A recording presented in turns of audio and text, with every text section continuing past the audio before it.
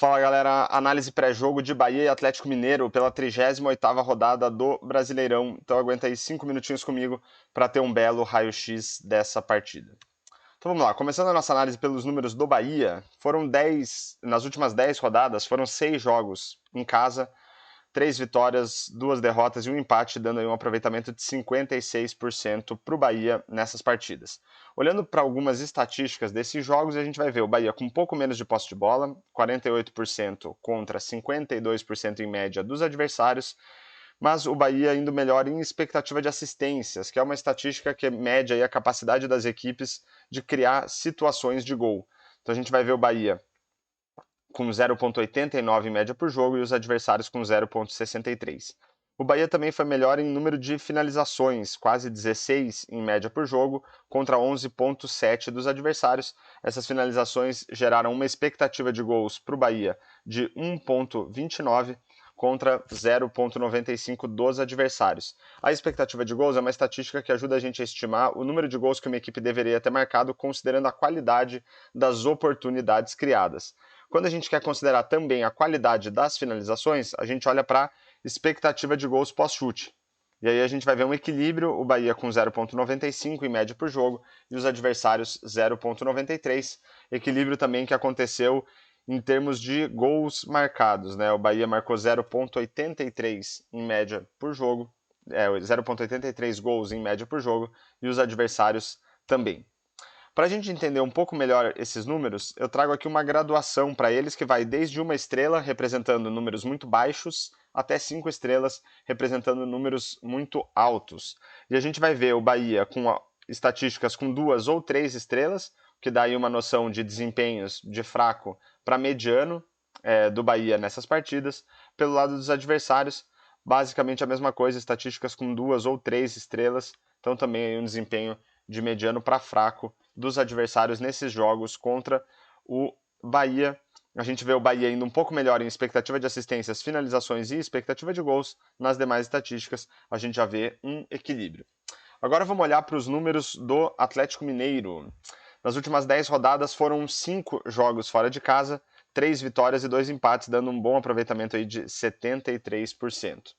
Olhando para as estatísticas desses jogos, a gente vai ver um equilíbrio em termos de posse de bola, 50% para o Atlético Mineiro, 50% para os adversários, mas o Atlético Mineiro perdendo em expectativa de assistências 0,91 contra 1,25 dos adversários. Em termos de finalizações, o Atlético ficou um pouquinho atrás também, 12,4 por jogo contra 14,2. Mas, apesar de ter um pouco menos de finalizações, a gente vê um equilíbrio em termos de expectativa de gols. 1,26 em média para o Atlético Mineiro contra 1,31 dos adversários. Mas quando a gente considera a qualidade das finalizações, aí a expectativa de gols do Atlético Mineiro fica melhor em relação aos adversários. 1,61 em média contra 1,19 dos adversários. E em termos de gols efetivamente marcados, o Atlético Mineiro muito melhor, marcou em média 1,8 gols por jogo contra 0,6 dos adversários. Então a gente vê o Atlético Mineiro indo melhor nas estatísticas mais relevantes, vamos dizer assim, né? Em termos de expectativa de gols, um equilíbrio, mas considerando a qualidade das finalizações e o número de gols marcados, o Atlético Mineiro indo melhor na média do que os adversários. Olhando para aquela graduação de 1 a 5 estrelas, a gente vai ver os adversários aqui com estatísticas quase todas com 3 estrelas, só o número de gols com 2 estrelas, ou seja, a gente poderia, na média, aí, classificar o desempenho dos adversários como mediano. E pelo lado do Atlético Mineiro, a gente vê estatísticas com 3 e até 4 estrelas, dando uma noção de um desempenho de mediano para bom do Atlético Mineiro. E fica o destaque aqui para o bom desempenho nas estatísticas mais relevantes, né? Expectativa de gols pós-chute e principalmente número de gols marcados. Então a gente consegue entender aí o bom aproveitamento do Atlético Mineiro nesses jogos aí, 73%. E para a gente finalizar nossa análise, eu trago aqui palpites de resultado para esse jogo. Só lembrando aqui, antes da gente entrar nessa questão, de que a ideia aqui não é recomendar nem incentivar apostas. O que eu fiz? Simulei 10 mil jogos entre Bahia e Atlético Mineiro, considerando a expectativa de gols e a expectativa de gols pós-chute que Bahia e Atlético Mineiro e os seus adversários nesses jogos conseguiram produzir. Quando a gente olha para a expectativa de gols, a projeção aqui para essa partida é de favoritismo para o Bahia, 41% de probabilidade de vitória contra 31% do Atlético Mineiro e 28% de probabilidade de empate. Mas quando a gente considerar a expectativa de gols como critério para tentar projetar o favoritismo para essa partida, o cenário se inverte.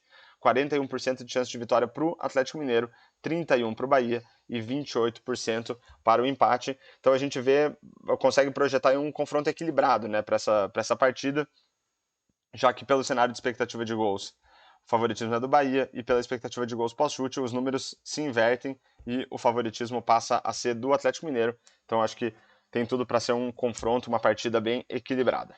Então, chegamos ao final de mais uma análise pré-jogo de Bahia e Atlético Mineiro. Espero que vocês tenham gostado. Fica o meu pedido para você se inscrever no canal, deixar um comentário, um like e compartilhar esse vídeo.